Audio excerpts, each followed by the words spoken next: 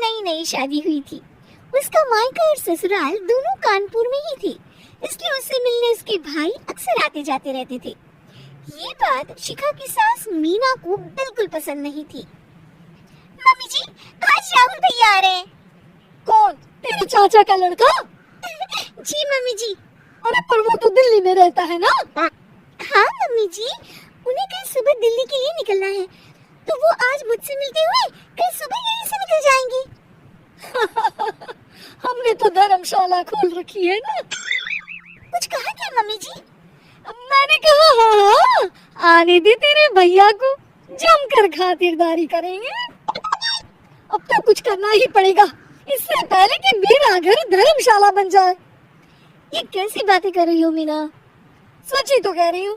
अभी इसकी शादी को साल भर भी नहीं हुआ और आए दिन इसके घर वाले आ धमकते हैं। अरे तो क्या हुआ, वो इसी शहर में रहते हैं तो हाल चाल लेने आ जाते हैं। इस बार मैं उनका हाल और चाल दोनों ही बिगाड़ दूंगी। अब बहुत हो गया जी। अरे ये कैसी बातें कर रही हो?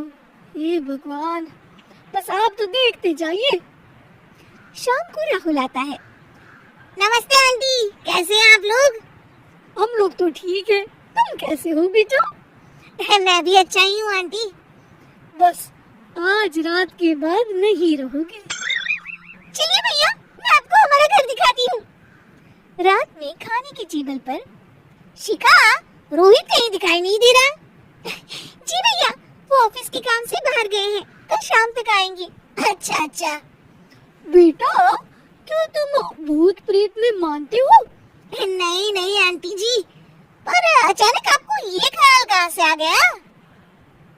पता नहीं क्यों, कभी कभी मुझे लगता है जैसे रात के समय बैठक में कोई घूमता रहता है। ये आप क्या कह रही हैं मम्मी जी?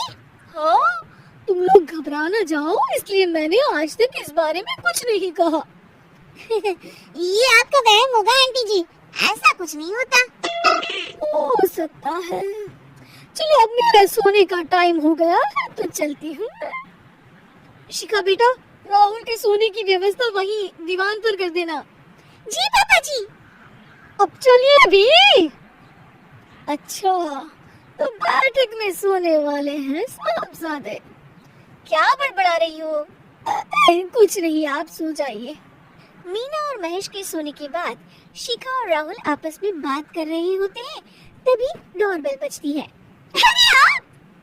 सरप्राइज! काम जल्दी खत्म हो गया तो मैं आज ही चला आया। ये तो बहुत अच्छा किया।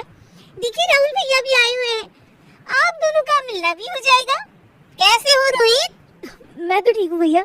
शिखा, मैं भी आज यही सो जाता हूँ, राहुल भैया से बातचीत भी हो जाएगी। अच्छा अच्छा ठीक है। मीना आधी रात को उठती है, कंबल मुंह से पैर तक ओढ़ के डंडा लेके बैठक में आती है और देखती है दीवान पर चादर ओढ़े कोई लेटा हुआ है। देखो तो कैसे मजे से सो रहा है बहन के ससुराल में। मीना ताबड़तोड़ 4-5 डंडे मार देती है। अरे मर गया रे, बचाओ बचाओ, कौन है? मीना जल्दी से अपने कमरे में भाग जाती है। हे भगवान, ये मैंने क्या किया? ये रोहित कहाँ से आ गया? लगता है ये नालायक राहुल मेहमानों वाले कमरे में सो गया होगा। आज तो इसकी खैर नहीं। उधर बैठक में, अरे क्या हुआ रोहित? मैं बाथरूम में था, तुम्हारे चिल्लाने की आवाज सुनी।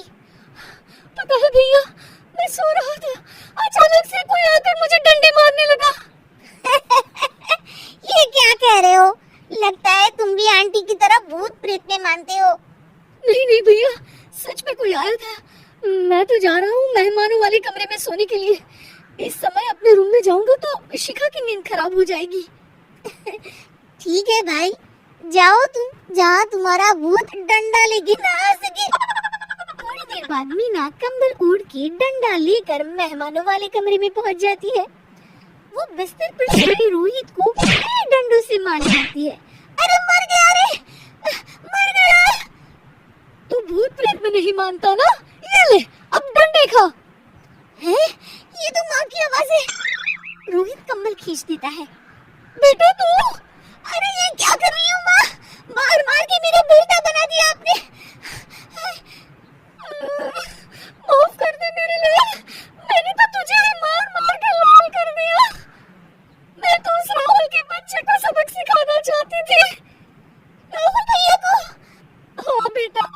लगा अगर उसे डंडे मारूंगी तो शिखा के मायके वाले यहाँ आना छोड़ देंगे।